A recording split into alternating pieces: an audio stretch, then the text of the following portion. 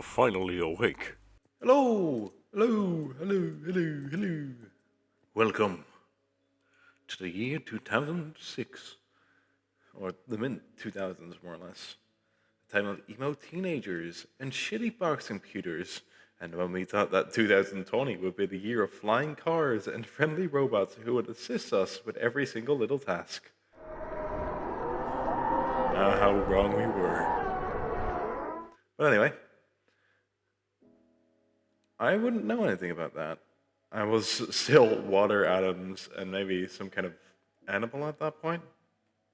Probably like a giraffe, like me.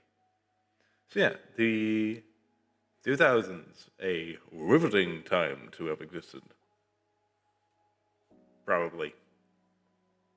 Now, segue out of that, my name is Vincent, usually referred to as Vince by people who know me. Hey, and you don't know me, do you, punk? You punk. Oh, no, there goes the head. No, I'm kidding. I'm kidding. All good. Let me just fix you up.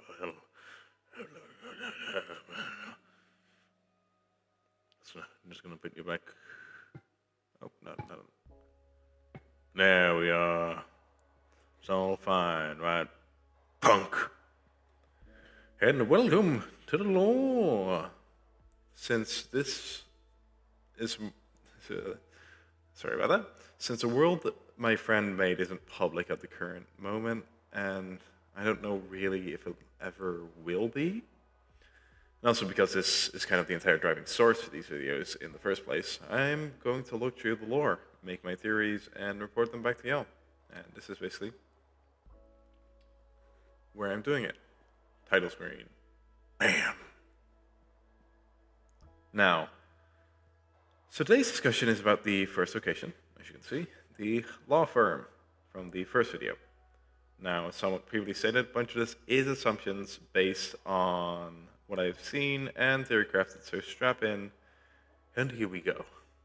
Also, warning for those who fear deep manly voices, I'm gonna do one of those for the rest of the vid, so sorry.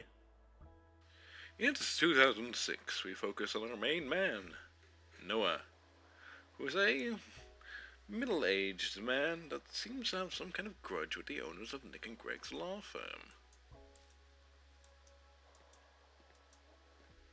Noah spent some time having driven down to the firm's location at Council Oak Road, presumably to track Nick and Greg down. When arriving, he found the firm completely empty and desolate, save for the plants Greg kept around.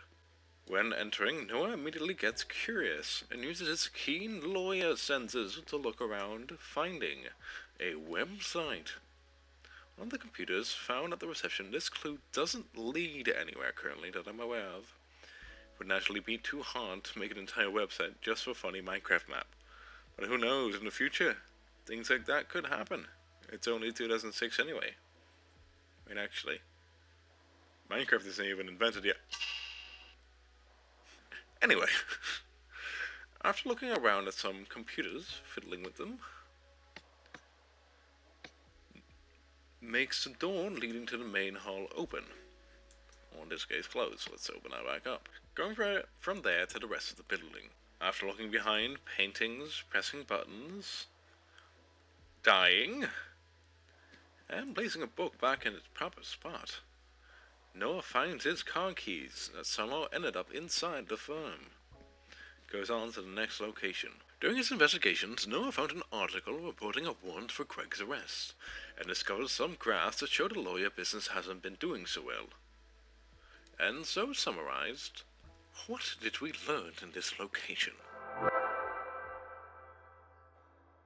We learn of the existence of Greg, an FBI most wanted tax fraud committing crook as one of the owners of Nick and Greg's law firm. We are now standing in his humble abode. Times seem to have gotten rough for the law firm. We figured this out after seeing graphs on the meeting room table, showing the steady decline of the firm. Using this as evidence, we can decipher that Greg most likely got desperate and earned some money by more untraditional means, leading to a pretty hefty bounty on his head. Nick, something curious about this whole ordeal is that only Greg is mentioned in the entirety of the firm. Seeming there will be no mention of his collaborator Nick. We also don't gain much insight into Nick, mainly from there only being one office in the entire building, which is Greg's, leading to no extra info being able to be gained from the environment. Due to this, we can presume that this was a location where only Greg works, and Nick works somewhere entirely different. But I wouldn't exactly know why. Maybe it is to have multiple locations that they could and individually work and oversee. It might also be that they both don't want the other to know of their shady businesses. Scattered all across the location of the law firm are these signs. They seem to appear anywhere that's a good hiding spot without rhyme or reason. The codes placed upon each sign make up individual letters of sort, probably leading to a word if you put them in the correct order. We'll have to put them to the side for now, not having enough of the letters to lead to anything right now, but need not worry. It will all be revealed soon. Well, this is the only way out. Leave. His hand was right over here. Correct. Let me place you back, old chap. Now you see, I've become quite British. There we are. Indeed. Now, the law firm seems desolate. It's only sentient inhabitants missing. No workers or anyone keeping the place in check. At least not when no one's around. The firm's pet fish, Bubble and Kane, also seem to have gone missing. Curious. Hopefully it wasn't time to cut to them, but something more, well, let's call it merciful. All over the firm seem to be these hidden compartments leading to clues of sudden death. These seem to be built in more haphazardly ways to make any unwanted visitors return to where they came. In Greg's office, all that is to be found are obscure buttons. It's unsure if these have been recently placed or not.